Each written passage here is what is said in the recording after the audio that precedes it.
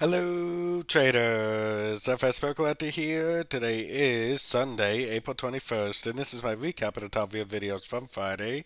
And on Friday, the Euro US dollar came in number one, so we're going to do a quick recap. If you'd like to see my full top down analysis on the Euro dollar, make sure you check out the video from Friday morning, linked at the end of this video over here.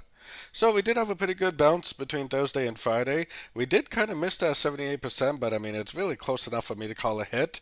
We have impulsive up, which in my eyes is definitely either an A or 1. Corrective down, either 2 or B. Then I would just observe it to see if it makes a 1, 2, 3, 4, 5 of C with a break to the downside, or if it actually never has that break to the downside and just goes up and makes a wave 3. So obviously I'd be looking at this right now as either a 3 or a wave C. So taking it down to the 1 hour time frame is where I got my Fibonacci retracement on the last push down.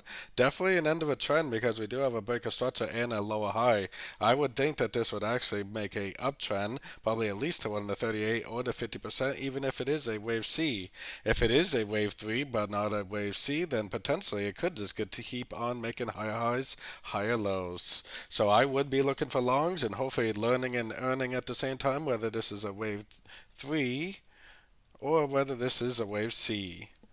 So don't forget to join my free Discord channel linked down here in the corner, and don't forget to check out my membership program that gives you access to the daily live trading sessions and access to my swing trade setups by joining at my website fxpipcollector.com. As always, thank you and happy trading.